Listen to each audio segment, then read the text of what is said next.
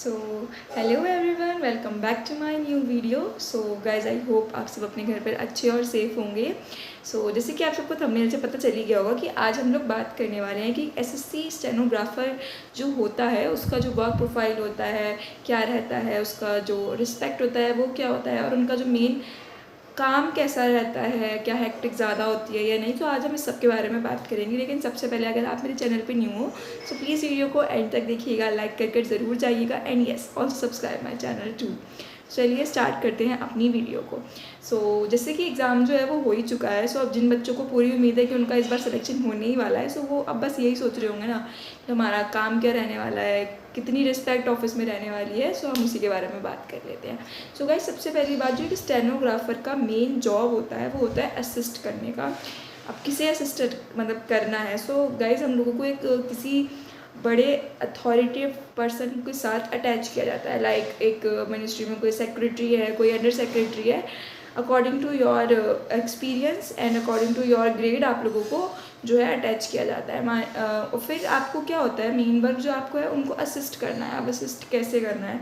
सबसे पहले तो आप लोगों के पास उनका ईमेल का जो होगा पासवर्ड होगा। ओके, आपके पास उनके सारे मेल्स आएंगे वर्क से रिलेटेड। ओके, आपको सबसे पहले मॉर्निंग में जाकर वही चेक करना होता है कि अगर कोई इंपॉर्टेंट मेल है तो, और सबसे पहले सारे मेल्स को चेक करना होता है। उसके बाद अगर वो मेल आगे ऑफिसर के पास जाने चाहिए तो वो आपको फॉरवर्ड करने होते हैं, otherwise you just have to read it. और अगर कोई मोस्ट इम्पॉर्टेंट कोई मेल है यस, अगर उसको रिव्यू कराना है ऑफिसर से, ये सब भी किसका काम होता है कि स्टेनोग्राफर का काम होता है।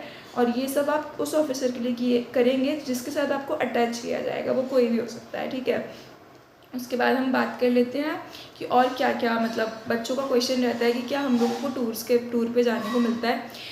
यस, जैसे कि ऑफिशियल टूर्स जो होते हैं तो कुछ ऑफिसर जो है होते हैं वो अपने अपने स्टेनोग्राफर्स को भी लेकर साथ जाते हैं। इट इज़ नॉट मैंडेटरी, ज़रूरी नहीं है कि वो आपको लेकर जाएं, बट या कभी कभी आप लोगों को भी उनके साथ जाना पड़ता है। एंड यस, उनके ऑफिशियल टूर्स भी आपको ही प्लान करने होते हैं कि वो कौन सी फ़्लाइट से जाएंगे या फिर कहाँ पे रुकेंगे, मीटिंग की टाइमिंग क्या रहने वाली है। ये सब एक स्टेनोग्राफर का वर्क होता है। ठीक है, उसके बाद बात कर लेते हैं एक नॉर्मल मीटिंग्स भी जो होती हैं वो भी सब स्टेनोग्राफर ही देखता है कि जो भी कोई मीटिंग होनी है उसमें आपको ऑफिसर को जाना है या नहीं जाना है, ये सब काम किसका है, स्टेनोग्राफर का है। ओके, नेक्स्ट अब बात कर लेते हैं कि जैसे आप किसी ऑफिसर के साथ कहीं टूर पे जा रहे हो या आप कोई मीटिंग अटेंड कर रहे हो, चाहे वो लोकल हो चाहे आउटसाइड हो। आपका जो वर्क रहता है वो ये रहता है कि मीटिंग में जो भी ब्रीफिंग है, मतलब आप लोगों को वो अपने रिकॉर्ड करके रखनी है। चाहे आप हो सकता है उस वक्त आप लोगों को in your mind, in paper, चाहे आप उसे इंग्लिश में लिखो चाहे हिंदी में लिखो, मतलब वो आपका ऑफिसर ही आपको बताएगा कि वो चीज़ आपको कैसे करनी है। ओके, और अगर बात रही शॉर्ट हैंड का यूज़ आफ्टर जॉब कितना रहता है। गाइज देखिए, अगर आप कोर्ट्स की बात करें तो कोर्ट में तो ऑब्वियसली शॉर्ट हैंड का यूज़ जो है वो रहता है। ठीक है, लेकिन अगर हम बात करें इन टर्म्स ऑफ एसएससी, तो जैसे कि एसएससी हमें ऑफिसेस प्रोवाइड करती है, मिनिस्ट्रीज़ प्रोवाइड करती है। वहाँ पे जो शॉर्ट हैंड का वर्क है वो ज़्यादा नहीं रहता है, ना के बराबर ही रहता है। अब बात कर लेते हैं कि रेस्पेक्ट कितनी रहती है। गाइज़, आप एक तरीके से लिंक जो है वो एक होते हो एक बड़े ऑफिसर के बीच में और एक नॉर्मल गवर्नमेंट पर्सन या फिर किसी भी अदर पर्सन के बीच में। ठीक है, कोई भी एक डायरेक्टली तो जाके नहीं मिल सकता ना किसी भी बड़े ऑफिसर से। वो आपसे जो है कांटेक्ट करेगा आकर पहले कि हमको ऑफिसर से मिलना है, हमको अपॉइंटमेंट चाहिए। आप उनके अपॉइंटमेंट सेट करेंगे। ओके, पूरे दिन का शेड्यूल जो होता है आपके ऑफिसर का वो भी आपको एक तरीके से सेट करना होता है।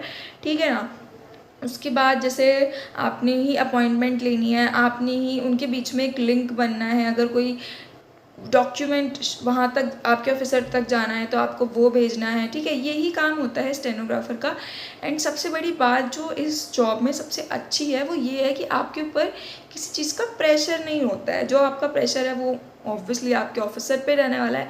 आपने क्या करना है, बस उसको आराम से असिस्ट करना है, उसकी मीटिंग्स असिस्ट करनी है, उसके साथ आना है जाना है, उसका वर्क देखना है। ठीक है, मेन जो एक रिस्पॉन्सिबिलिटी वाला टास्क होता है ना, ऑब्वियसली वो एक ऑफिसर का ही, बड़े ऑफिसर का ही रहता है।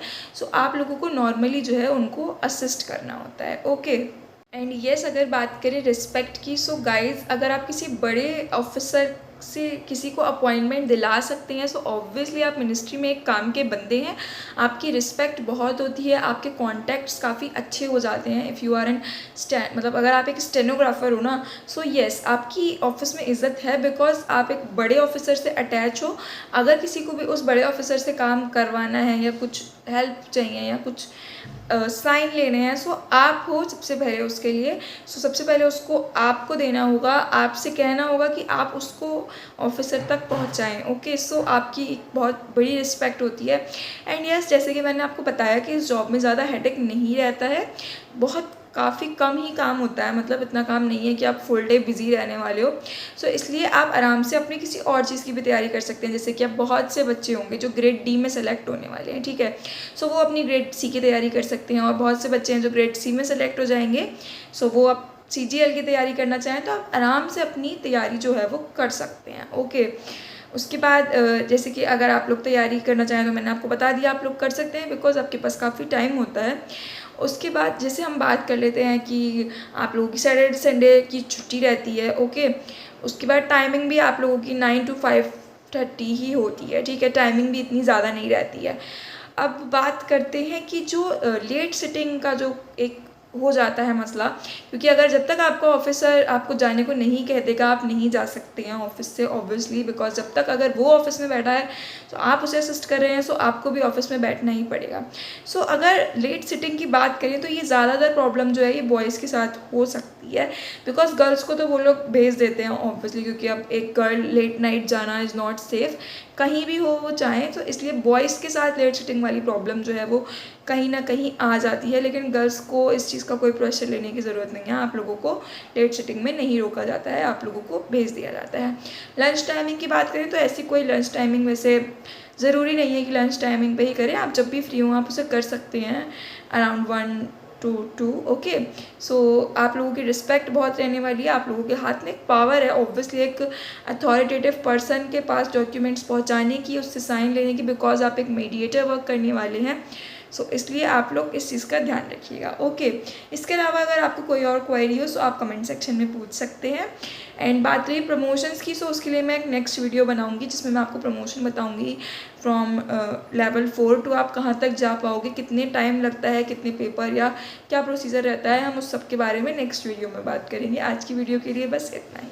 Thank you guys.